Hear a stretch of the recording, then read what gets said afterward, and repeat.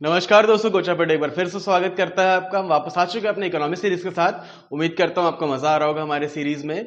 आपने इससे पहले वाला जो लेक्चर था उसके लास्ट में मैंने कुछ क्वेश्चंस दिया था, शायद आपने अटेम्प्ट भी किया होगा उसको, तो शायद पसंद ही आया होगा। चलिए अपन वहीं से शुरुआत करते हैं। आज अपन कुछ नई चीजें भी देखेंगे और कल का जो लेक्चर होगा वो होगा बजट सीरीज का, जो बजट और इकोनॉमी सर्वे आया हुआ था 2019-20 का, तो उसके बारे में अपन कल बात करेंगे। और आज का एक स्पेशल अनाउंसमेंट मैं ये करना चाहता हूँ कि जो क्वेश्चंस मैं यहाँ पे आपको दूंगा लेक्चर के लास्ट पे, जो क्वेश्चंस आपको मिलेंगे उसके जो आंसर्स मैं पोस्ट करूँगा वो अपने इंस्टाग्राम चैनल पे, मैं इंस्टाग्राम का जो एक पेज होगा कोचा पेडू नाम से ही होगा, उस पर मैं पोस्ट करूंगा। तो आप आंसर्स वहां जाके देख लीजिए, क्वेश्चंस आपको वीडियो के लास्ट में मिल जाएंगे। ठीक है, आप खुद से अटेम्प्ट करिएगा, आपको मजा भी आएगा क्वेश्चंस में। उसमें क्या है, मैं सब चीज कंबाइन करके चलूंगा, वो करंट अफेयर्स भी कंबाइन करके चलूंगा, हर टॉपिक का कंबाइन करके चलूंगा। और इसमें जो लगभग रहता है ना, हर टॉपिक हर सब्जेक्ट का हर चीज कवर होकर चलेगा। ठीक है, तो अपन शुरुआत करते हैं अपने जो पिछला क्वेश्चन था, क्वेश्चन ऑफ द डे, उससे चालू करते हैं। ठीक है, तो उसमें मैंने पहला क्वेश्चन पूछा हुआ था समथिंग वो इन्वर्टेड यील्ड कर्व के ऊपर पे था। ठीक है, तो अपन देख लेते हैं इन्वर्टेड यील्ड कर्व होता कैसे है। ठीक है, यील्ड कर्व दिया गया है, मतलब वो होता है यहाँ पे टाइम का रेस्पेक्ट रहेगा, ठीक है, और यहाँ पे जो रहेगा अपना वो रहेगा यील्ड, मतलब टाइम के साथ कितना यील्ड कर रहा है कोई भी बॉन्ड या जो भी गवर्नमेंट इंस्ट्रूमेंट, वो उसके ऊपर दिया हुआ है। अब वो कहता है कि इन्वर्टेड है मतलब मैंने आपको बताया था इन्वर्टेड इस टाइप का कुछ होता है, अगर वो लीनियर रहता है तो लीनियर कुछ इस टाइप का होता है। ठीक है, बातें क्लियर हो गई आपको?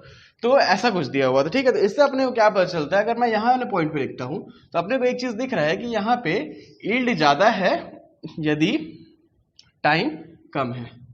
ठीक है, टाइम कम यील्ड ज्यादा है। ठीक है, गवर्नमेंट बॉन्ड्स में तो ऐसा होता नहीं है, तो अपने को क्या पता चल रहा है, ये हो गया कोऑपरेटिव बॉन्ड हो गया। ठीक है, ये हो जाते हैं कोऑपरेटिव बॉन्ड्स, क्योंकि गवर्नमेंट बॉन्ड जो रहते हैं वो बहुत ही ज्यादा सिक्योर रहते हैं, कम रिस्की रहते हैं। और कॉर्पोरेट बॉन्ड जो रहते हैं, कॉर्पोरेटिव बॉन्ड रहते हैं, वो लोग क्या होते हैं, बहुत ज्यादा रिस्की हो जाते हैं। ठीक है, क्योंकि क्या है, उसमें पैसे डूबने का खतरा बहुत ज्यादा रहता है, इसलिए यील्ड ज्यादा रहता है, टाइम कम रहता है। और यदि ये वाला पॉइंट मैं लेता हूं, ठीक है, तो टाइम ज्यादा है यील्ड कम है। ठीक है, तो ये वाला केस जो आ जाता है, ये वाला केस आ जाता है गवर्नमेंट बॉन्ड के केस में।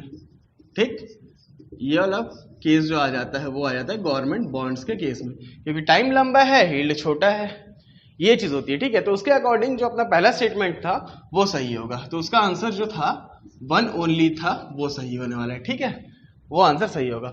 दूसरा क्वेश्चन जो मैंने दिया था आपको, दूसरा क्वेश्चन जो था वो मेरे ख्याल से एसएलएफ एमएफ के बारे में दिया हुआ था। एसएलएफ का फुल फॉर्म होता है special liquidity facility mutual funds. Special liquidity mutual fund से गवर्नमेंट ऑफ इंडिया द्वारा अभी अभी अनाउंस किया गया, समथिंग 50,000 करोड़ का दिया हुआ है। ये सिर्फ म्यूचुअल फंड्स के लिए, ये चीज में सबसे ज्यादा जरूरी है, म्यूचुअल फंड्स को सपोर्ट करने के लिए ही ये सिर्फ किया गया है। अब ऐसी क्या जरूरत आप आन पड़ी कि म्यूचुअल फंड्स के लिए हमको स्पेशल सा फंडिंग देना पड़ रहा है, तो उसका रीजन ये है कि एक कंपनी थी फ्रैंकलिन टेम्पल्टन करके। ठीक है, नाम ध्यान से देख लीजिएगा, याद भी रखिएगा इसको। ठीक है, फ्रैंकलिन टेम्पल्टन, बहुत बड़ी कंपनी है, म्यूचुअल फंड्स की कंपनी है। अब क्या हुआ था, इस कंपनी को ना जो कोरोना वायरस का क्राइसिस आया था उसके कारण जो है शेयर्स बहुत ज्यादा गिरने लगे थे, जो प्राइसेस थे बहुत ज्यादा गिरने लग गए थे, उसके कारण इसको अपने 6 जो बॉन्ड्स वाली यूनिट्स थी उनको बेचना पड़ गया। तो सिर्फ उसी चीज को सपोर्ट करने के लिए गवर्नमेंट ऑफ इंडिया को स्पेशल लिक्विडिटी फैसिलिटी 50,000 करोड़ का देना पड़ा है। ठीक है, बातें क्लियर है यहां तक? चलिए अब हम टॉपिक से शुरू करते हैं अपने।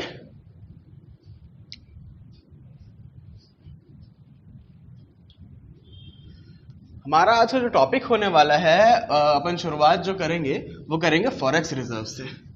नाम बहुत सुना हुआ है और मेरे ख्याल से इसको ना कोई समझाता भी नहीं है उतना खास, क्योंकि मुझे भी नहीं समझाया गया था, मैंने बहुत मशक्कत करके इसको समझा था। आप कहीं भी गूगल दुनियादारी कहीं भी खोल दीजिए, आपको कहीं नहीं मिलने वाला है ये चीज। बहुत ध्यान समझिएगा, बहुत ज्यादा जरूरी चीज है। ठीक है, अपन शुरुआत करते हैं अपना पहले टॉपिक से, फॉरेक्स रिजर्व्स।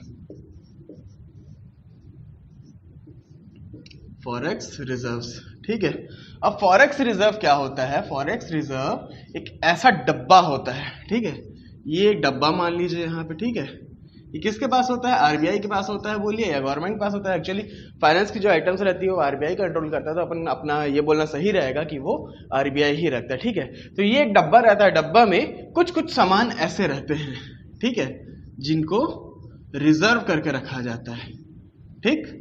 रिजर्व से यहाँ नाम दिया हुआ है, ध्यान रखिएगा, रिजर्व ध्यान रखा हुआ है मतलब वो उसको संभाल के रखा जाता है किसी भी इमरजेंसी कंडीशंस के लिए, ठीक है। समझ में आ गई बातें।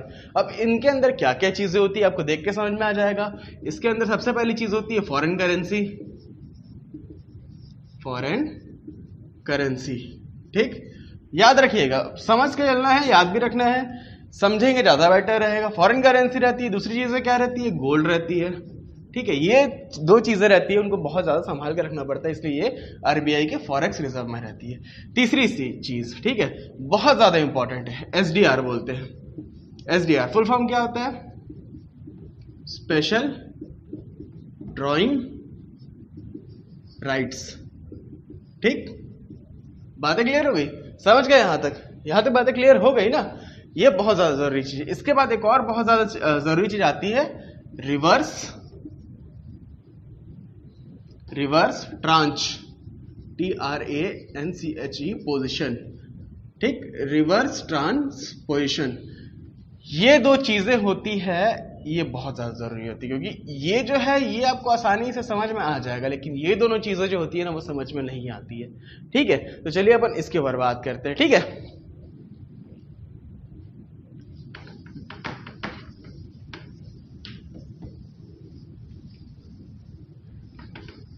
बहुत ध्यान से समझिएगा, बिल्कुल जितना भी कुछ काम हम अगर आप कर रहे होंगे तो बिल्कुल इसको बंद कर दीजिए और इसको ध्यान से समझिए, बस 5 मिनट की बात है, ठीक है। अपन क्या बात करने वाले थे? एसडीआर के बारे में। एसडीआर स्पेशल ड्राइंग राइट्स, ठीक। बहुत ध्यान से, बहुत शिद्दत समझिएगा। स्पेशल ड्राइंग राइट्स क्या होती है? ये होती किसकी होती है पहले वो आप जान लीजिए। किसकी होती है? आईएमएफ की होती है, इंटरनेशनल मॉनेटरी फंड। कब बनाया गया था? 1969 को बनाया गया था। इतनी बातें आपको हर कोई बताएगा, इतनी बातें आपको हर कोई बताएगा, लेकिन होती क्या है आप उसको ध्यान से समझिए। एसडीआर जो होती है वो एक टाइप की करेंसी होती है, ठीक है। टाइप ऑफ डेजिग्नेशन बोलिए, उसको बताने का तरीका, मतलब कोई एक यूनिट बोल दीजिए, डेजिग्नेशन यूनिट बोल दीजिए, या टाइप ऑफ करेंसी बोल। करेंसी एक्चुअल में नहीं होती है, वो आप आईएमएफ के पास उसको ले आएंगे, लेके जाएंगे, आप बोलेंगे मेरे को इसके बदले पैसा दो, तो वो चीज नहीं हो पाएगी, ठीक है। इसलिए हम इसको करेंसी नहीं बोल सकते, अ टाइप ऑफ करेंसी बोल सकते हैं सिर्फ, ठीक है। एक यूनिट है, यूनिट को याद रखिएगा, ठीक, यूनिट को याद रखिएगा, ठीक है। अब इसको आप और डिटेल में समझाता हूं क्या होता है एसडीआर। देखिए एसडीआर क्या होता है ना, एसडीआर के अंदर एसडीआर होता क्या है पहले आप वो समझ लीजिए। नहीं चलो मैं वो ही बता देता हूँ। एसडीआर के अंदर क्या क्या आती है? सबसे पहले चीज आती है डॉलर आती है, ठीक है, ये बहुत ज्यादा इंपॉर्टेंट है, ध्यान दीजिएगा। एसडीआर के अंदर क्या आती है? डॉलर आती है, यूरोज आती है, ठीक है, यूरो आ गया, जापानीज येन, ये कहाँ का हो गया? यूएसए का हो गया डॉलर। यूरो कहाँ हो गया? यूरोप का हो गया। येन जो हो गया जापान का हो गया, ठीक है, लिख दो यहाँ पे, यूएसए हो गया, यूरोप का हो गया, जापान का हो गया। रेनमिबी, रेनमिनबी ये कहाँ की है? ये है चाइना की, चाइना करेंसी येन, ठीक है, समझ में आ गई। रेनमिनबी जो है वो चाइना की करेंसी है। और जो लास्ट चीज आती है वो आती है पाउंड। पाउंड कहाँ की होती है? पाउंड स्टर्लिंग होती है, वो होती है यूके, यूनाइटेड किंगडम की। ये जो 5 करेंसीज है ये आती है एसडीआर के अंदर। अब आप एकदम ध्यान से समझिए।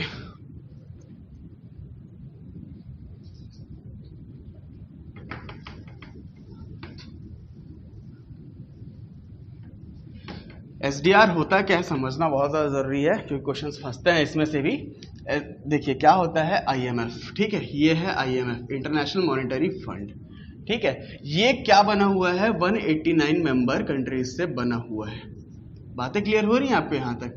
ये 189 मेंबर कंट्रीज से बना हुआ है, ठीक। अब क्या होता है, हर कंट्री, जैसे मान लीजिए एक कंट्री है, सबको कुछ ना कुछ अपना कंट्रीब्यूशन देना पड़ता है इसके ऊपर। डेजिग्नेटेड कंट्रीब्यूशन रहता है, उनको बोला जाता है, लगभग इंडिया का जो है 2.69 आसपास ऐसा कुछ है, तो उतना इनको अपना पैसा देना पड़ता है, वोटिंग राइट्स के अकॉर्डिंग होता है, उतना पैसा देना पड़ता है, ठीक है।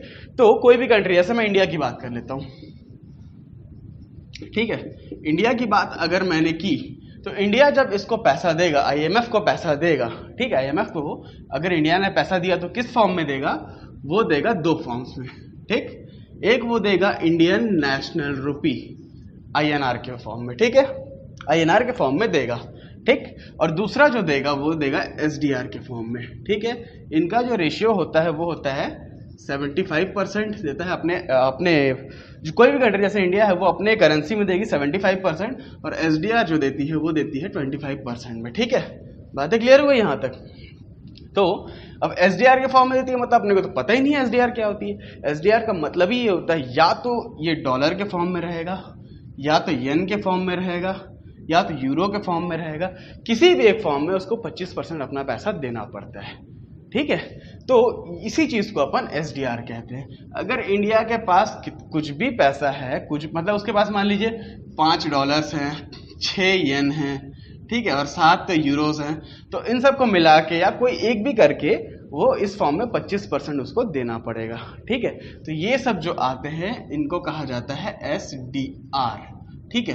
अब आपने ये तो समझ लिया एसडीआर क्या होता है। अब आप मेरे से ये पूछोगे कि सर अगर ये एसडीआर है तो आपने फॉरेन करेंसीज अलग से क्यों लिखा, ठीक है।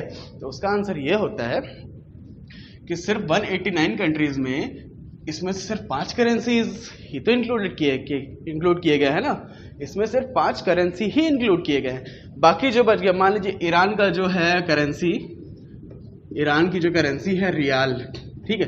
एक और करंट से जुड़ा हुआ सवाल, जो ईरान की करेंसी थी रियाल, अब ये खत्म होने वाली है।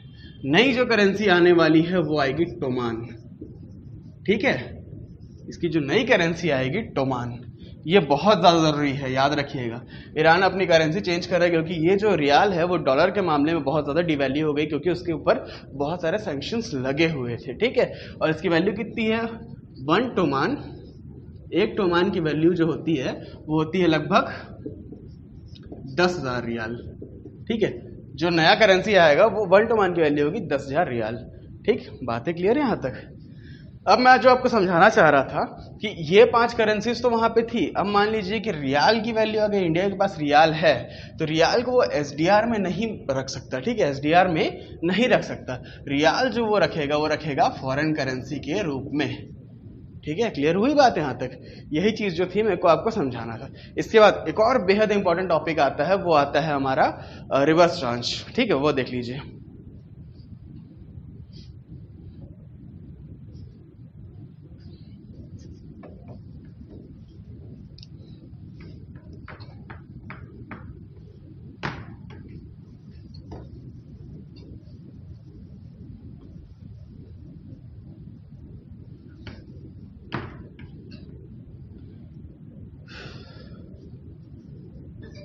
अब जो अपने को समझना है वो है रिवर्स ट्रांच, ठीक है। ये क्या होता है, रिवर्स ट्रांसपोजिशन जो होता है वो क्या होता है, ठीक है। अब आप एक चीज को समझिएगा, मान लीजिए इंडिया को जो कोटा है, ठीक है, इंडिया का कोटा है 200 रुपए देने का था उसका, ठीक। इंडिया को 200 रुपए देना था हर, अब $1 की यूनिट जो है वो अभी 1 मान के चलिए, एक येन, एक यूरो, सबकी यूनिट 1 मान के चलिए, ठीक है। इंडिया को का जो कोटा था वो था 200 रुपए, उसको देना था, ठीक है। बहुत आसानी से समझा रहा हूँ, ध्यान से समझिएगा। 200 रुपए इंडिया को देना था, ठीक है। तब 200 में से हम इसको कैसे डिवाइड करते थे, मैंने आपको बताया 2 भाग में डिवाइड करते थे। 75% एक जगह से करते थे, अपना जो पैसा रहता, करेंसी रहता उसमें करते थे, और 25% जो अपन करते थे वो करते थे एसडीआर से करते थे, ठीक है। ठीक है, समझ में आ गया। तो 75% जो आईएनआर रहेगा, मतलब ये कितना हो गया, 150 रुपए हो गया। अपने पास एसडीआर में कितना देना है, 50 रुपए और देना है, ठीक है। समझ में आ गया, इंडिया को देना है 50 रुपए। तो अब एक चीज समझिएगा, ये जो 150 है ये हमारी करेंसी में है, ठीक है, ये जो है हमारी करेंसी में, ठीक, और ये जो है ये किस में है, एसडीआर में। यहां तक क्लियर हो गया। अब क्या होता है, इंडिया का जो कोटा है, ठीक है, इंडिया का जो कोटा है कितना है, 200 रुपए का है। और जो इंडियन करेंसी IMF के पास है, हम कितना दे रहे हैं उसको, 150 होगा, तो 150 ही तो पकड़े रहेगा ना, 150 ही तो उसके हाथ में रहेगा। तो मतलब IMF मतलब हमारी जो करेंसी है वो जितना रखा हुआ है, मतलब वो रखा है 150 रुपये रखा है। तो इन दोनों का जो डिफरेंस आता है 50, इसको अपन कहते हैं रिवर्स ट्रांच। ठीक, बातें क्लियर हो गई। जो इंडिया का कोटा है और हमारी करेंसी में IMF ने जितना पैसा रखा है, उन दोनों का अगर डिफरेंस निकाल देंगे तो होता है रिवर्स ट्रांच। ठीक है, बातें क्लियर हो गई। मतलब ये जो 50 रुपए है, कायदे से ये तो IMF के पास होना चाहिए था, IMF के पास होना चाहिए था, लेकिन ये कहाँ पे है, इंडिया के फॉरेक्स रिजर्व में है। ठीक है, फॉरेक्स रिजर्व में है ये। ठीक है, तो इंडिया बिना किसी परमिशन से, बिना किसी चार्जेस से इसको आराम से इमरजेंसी के टाइम पे खर्च कर सकता है। बातें क्लियर हो गई आपको। रिवर्स ट्रांच जो होता है वो भी मैंने आपको क्लियर करवा दिया, बहुत ज़्यादा इंपॉर्टेंट था। और जो स्पेशल ड्रॉइंग राइट्स था वो भी बहुत ज़्यादा इंपॉर्टेंट था। ठीक है, अब आप ये पूछोगे कि सर SDR जो था वो तो हमने दे दिया उसको, IMF को, तो हमारे पास कहाँ बचा। तो भैया हमने सिर्फ 25% दिया है। ऐसा तो है नहीं कि हमारे पास सब कुछ मिला के सिर्फ 25% ही होगा, ऐसा हो भी सकता है लेकिन ऐसा होता नहीं है। हमारे पास मान लीजिए 50% होगा, ठीक है, तो उसमें से हमने 25% दे दिया उसको, तो 25% अभी भी तो हमारे पास है ना। तो ये SDR जो है वो अभी भी फॉरेक्स रिजर्व के अंदर में रहता है। ठीक है, बातें क्लियर हो गई आपको यहाँ तक। उम्मीद करता हूँ यहाँ तक आपको हर चीज समझ में आ गया होगा। अगले टॉपिक पे बढ़ते हैं, चलिए।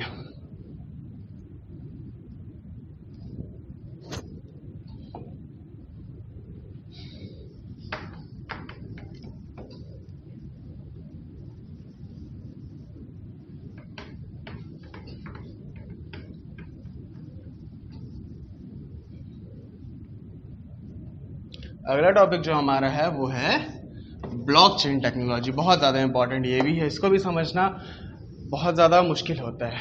ठीक है, ये हो गया ब्लॉकचेन टेक्नोलॉजी। ठीक, ब्लॉकचेन टेक्नोलॉजी यूजुअली इसको किससे डिनोट किया जाता है, बिटकॉइंस वगैरह जो होते हैं उन्हीं को कहा जाता है ब्लॉकचेन टेक्नोलॉजी। ठीक है, अब ब्लॉकचेन टेक्नोलॉजी होता क्या है वो समझिए। ठीक है, एक आदमी यहाँ पे A है, ठीक, दूसरा आदमी जो है यहाँ पे B है। अगर A को B को पैसा देना है तो उसके बीच में कोई एक इंटरमीडिएट होना चाहिए। ठीक है, इंटरमीडिएट होना चाहिए।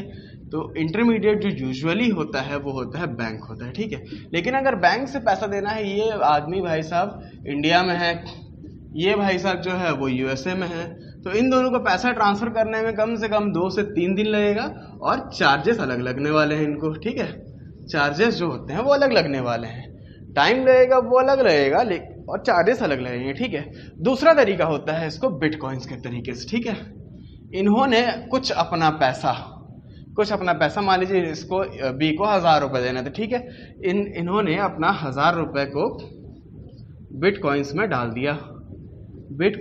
दिया। ठीक है, अब क्या किया इन्होंने, ये जो बिटकॉइंस मान लीजिए इनको 10 बिटकॉइंस मिले। ठीक है, 10 बिटकॉइंस मिले, तो इस 10 बिटकॉइंस को इन्होंने इनके नाम पे ट्रांसफर कर दिया। ठीक है, तो इनको इनका पैसा मिल गया, और ज़्यादा नहीं, 1 से 2 मिनट 5 मिनट, उससे ज़्यादा नहीं लगना है, कुछ मिनटों का ही सवाल रहता है, इतना ही करना है बस, उनके पास उनका पैसा पहुंच गया। अब वो चाहे तो इनको चेंज करवा के विड्रॉ कर सकते हैं। अब इसमें नुकसान क्या होता है, भारत वाले जो इंडिया के जो बैंक्स हैं वो लोग इसको मना क्यों कर रहे हैं वो जान लीजिए।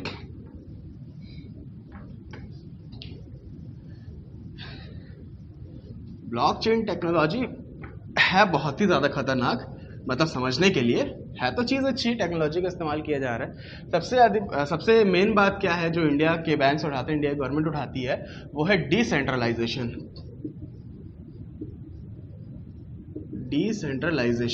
ठीक है, डिसेंट्रलाइजेशन का मतलब ये होता है कि ये किसी एक के द्वारा नहीं चलाया जा रहा है। कौन यूज कर रहा है, क्या यूज कर रहा है, किसी को कुछ नहीं पता है। किसका वहां पे वो इसका हेड कौन है वो भी किसी को नहीं पता, किसका कंट्रोल है वो भी नहीं पता। तो इन केस कल को कोई फ्रॉड होता है, इन्होंने 10 बिटकॉइंस खरीदे, ये ट्रांसफर नहीं हो रहे हैं और उसमें दिखा रहा है कि ट्रांजैक्शन मान लीजिए हुआ ही नहीं है, तो आप क्या कर लोगे, आप कहीं कुछ अपील नहीं कर सकते।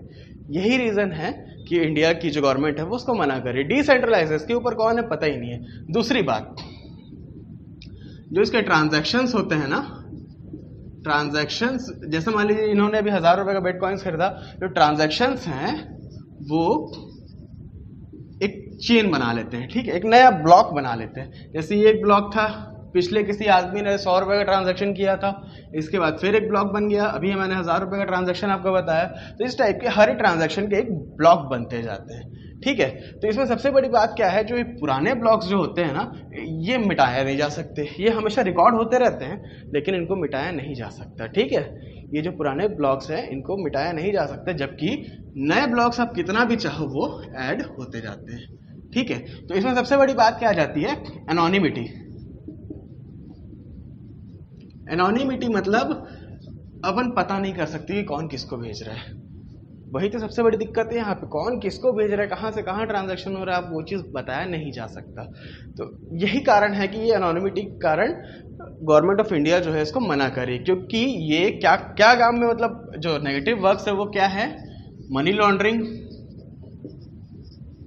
मनी लॉन्ड्रिंग मतलब हवाला का जो पैसा होता है उसको ट्रांसफर करने में बहुत ज़्यादा काम आता है। ऊपर से जो इलीगल आइटम्स हैं, जैसे ऑनलाइन वगैरह, आपको मतलब बहुत सारी ऐसी साइट्स होती है, बहुत सारी ऐसी साइट्स होती है जिनसे आप गन्स वगैरह ऐसी मतलब इलीगल आइटम्स है वो खरीद सकते हो। तो वो क्या एक्सेप्ट करती है, सिर्फ बिटकॉइंस एक्सेप्ट करती है। तो illegal items, money laundering items जो है ना, ये सब के लिए बिटकॉइंस या ब्लॉकचेन टेक्नोलॉजी होती है, वो काम आती है, ठीक है। समझ में आ गया? आपको पता ही नहीं है कहाँ से कहाँ ट्रांजैक्शन हो रहा है, आप क्या कर लोगे उसमें, यही कारण है, ठीक है। चलिए अगली चीज पे बात करते हैं पर।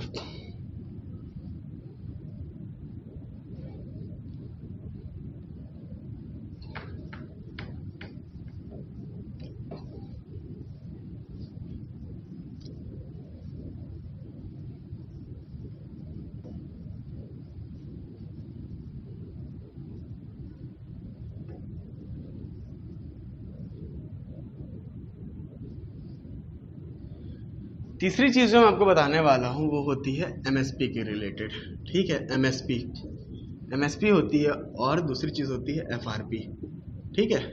पहले अपन एमएसपी की बात करते हैं।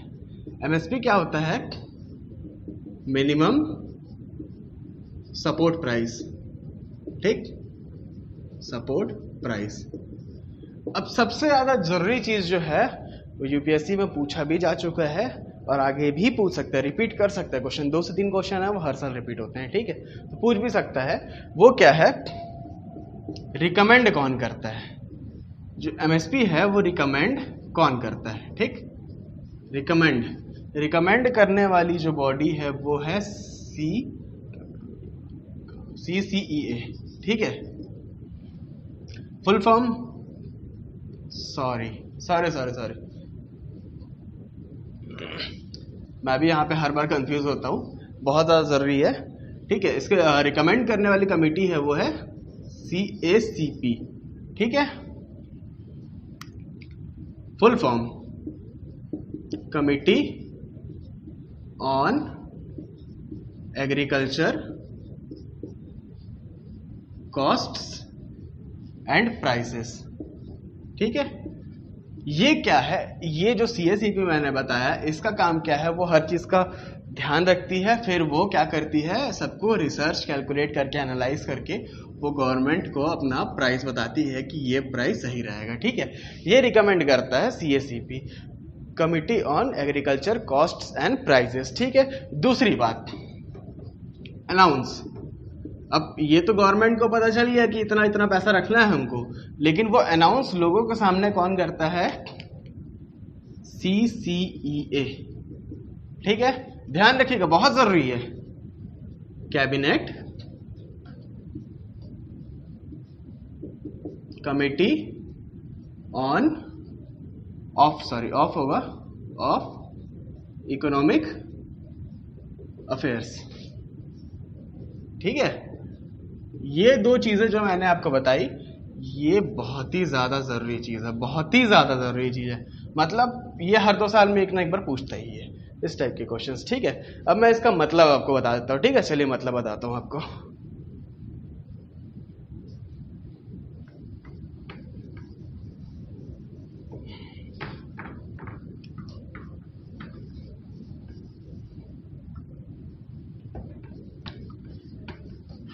अब बहुत ध्यान से समझिएगा, ठीक है। मान लीजिए कि एक किसान है ए, ठीक है, इसने 10 किलो टमाटर उगाया, ठीक, 10 किलो टमाटर उगाया, ठीक है, बातें क्लियर हो गई आपको, ठीक है, यहाँ तक 10 किलो टमाटर उगाया।